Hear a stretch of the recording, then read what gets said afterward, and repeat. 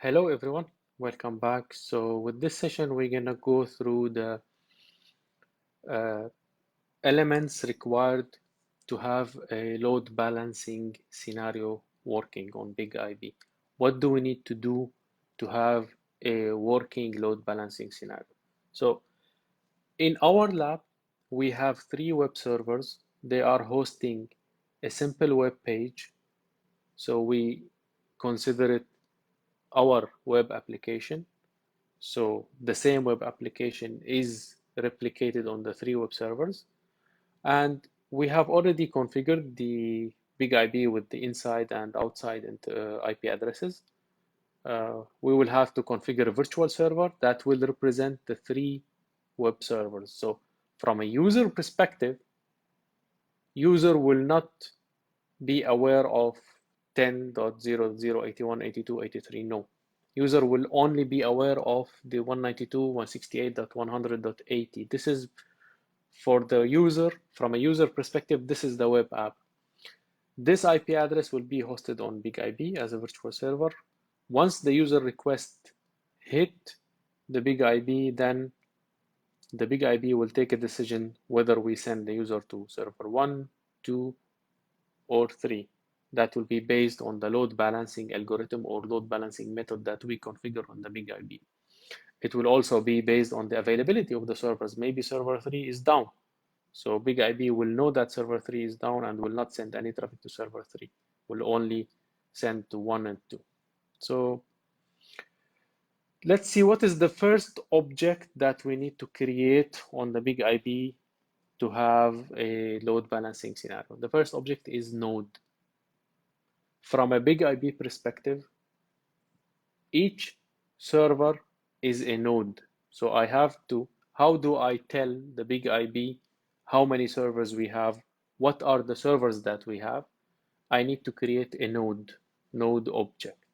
So we click on local traffic, we click on nodes, node list, and then I click on create on the top right. Give the node a name it whatever you would like. It's a good idea to name it the same host name of the server. If not, you can give it a name as per your preference. Address, you put the IP address of the node. Now you can use the domain name, fully qualified domain name, the host name of the node. If you have stable and reliable DNS implementation, then you can use the FQDN, because remember, when you use the domain name here, the host name of the server, the Big IB will have to go to the DNS, resolve the name to an IP address, and talk to the node. So if you have a stable, solid DNS deployment, go ahead and use FQDN. It will give you flexibility. Later on, if you change the IP address of the server, you don't have to change anything on the Big IB. It's just a change on the DNS. Otherwise, stick to use the IP address if you don't fully trust your DNS implementation. The other important configuration is the health monitor. So we said one of the very important aspects of a Big IB is it will continuously check on each server to make sure that the server is still alive and the server is still capable of serving users. For any reason, if server number 2 is down, Big IB should stop sending users to server number 2. It should send users only to 1 and 3. How does Big IB achieve this? Using Health Monitor. We configure Health Monitor. We configure the Health Monitor so that the Big IB will continuously be checking the health of the server. For example, send a simple ping. We can send a simple echo request, ICMP echo request, a simple ping from the Big IB to the server to check on the server is alive or not. Now, the health monitor on the node level, later on we're gonna see health monitor on different level, but now the health monitor on the node level, there are three options. You can say none. I don't want a health monitor on the node level, which is completely fine because we're gonna configure it on a different level. So you can say no, none. No need for a health monitor on the node level. I will do it somewhere else. You can say node specific. Okay, node specific means I want to configure a health monitor specifically for this node. Or you can say node default. Node default means there is a central place. There is a central place where we configure default node monitor. This default node monitor, it will apply to all nodes. So there is a central place where we configure the node default node monitor. This default node monitor, it should apply to all nodes. Of course, all nodes that they have the option node default. Let me explain it on a whiteboard. So if we have node 1,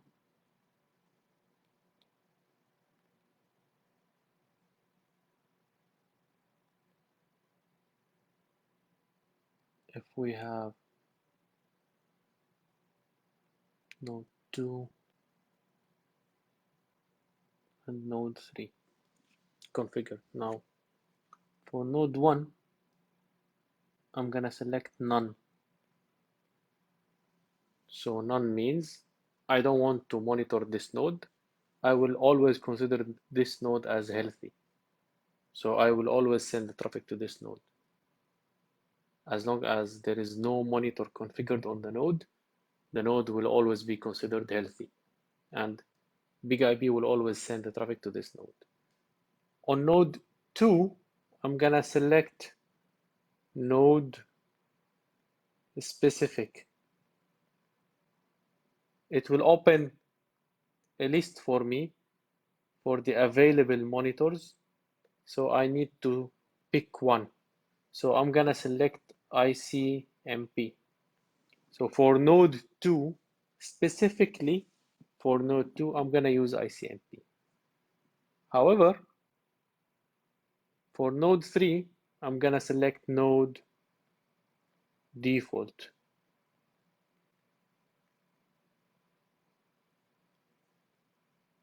Node default means on BigIP there is a central place you configure the default node monitor. You specify here what is the default node monitor. Let's say, for example, we have HTTP as a default node monitor. You know what? Let's swap. It makes more sense on node 2 to pick HTTP because we are certain about this node. However, for default, we're gonna select ICMP. Here we're gonna select HTTP. Means on node 2, I'm gonna check on HTTP. I'm gonna send HTTP traffic, so the BigIP will continuously send HTTP request to node 2 and wait for response. For node 1, nothing. For node 3, it's the default, node default. What is the node default? As configured centrally, it's ICMP. So there will be ping. And node 3 has to respond to the ping so that the BigIP will continuously consider the node 3 as healthy. Let's test this on the lab. Let's test it.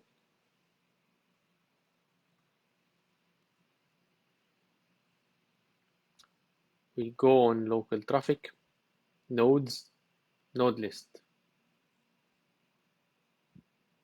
Let's create our first node. Let's call it node 81, our server. and it's 10.00.81. I'm gonna say node specific. I pick on HTTP and click on finish. Now it's blue square, means we don't know yet. We don't know what is the status of the node.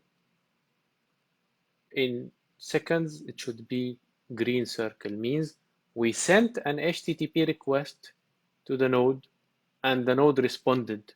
So node 81 is healthy, it's good, we can send traffic to node 81. Let's create node 2.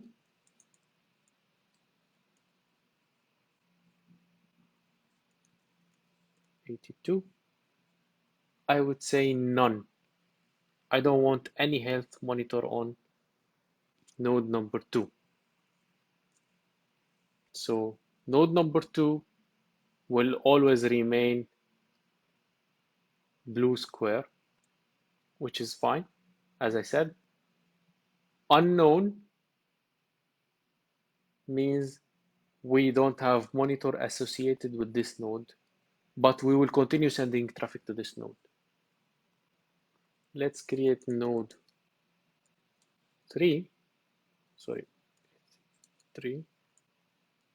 10, and we leave it as a node default. So we have 3 nodes now created. First one, we specified a monitor as HTTP. Second one, we said none. I don't want to monitor this. The third one, we said node default. So what is the node default? As I said, there is a central location where you specify a default monitor that will apply to all nodes that will have node default as configured option. This is the central location here. What do you want your default monitor to be? Let's pick on ICMP and click update. We go back to the node list. In a few seconds, node 83 should inherit the ICMP as a health monitor and should become green. It's red, I think, because of the Windows firewall, yes. Let me open server 3.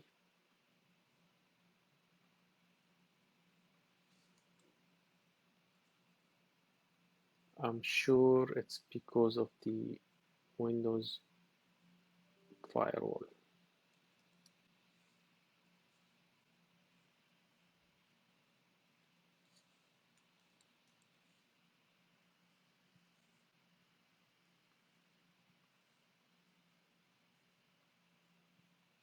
Let's turn it off.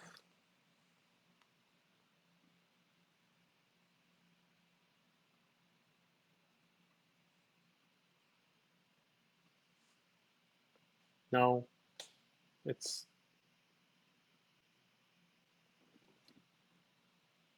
green. So the ICMP monitor was done successfully. I can go back to node 81 and I say, you know what? Make it node default. It will go blue for a second and then it would turn red. Why? Because node 81 has also the Windows firewall configured.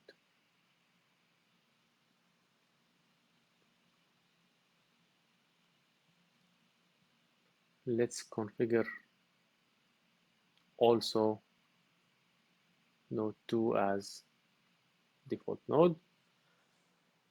Let me go to server 2, do the same thing, turn off the firewall.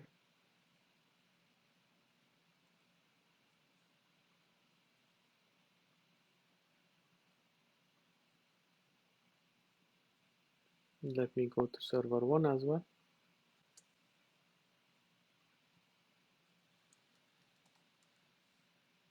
Turn off the Windows firewall as well.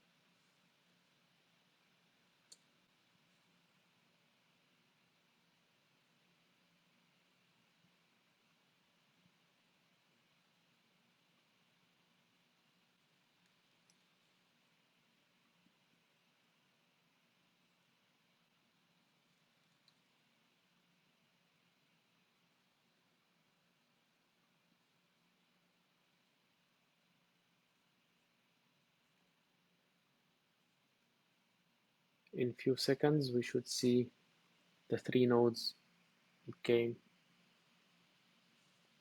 green. All of them saying that for the health monitor, go back to the node default. The node default is ICMP. If you remove the node default, 3 of them, they will become blue square, which is fine. Still, the big IP will be able to send the traffic. You can make it HTTP for all of them. They will become green again. So let's leave it as a none for the time being, which is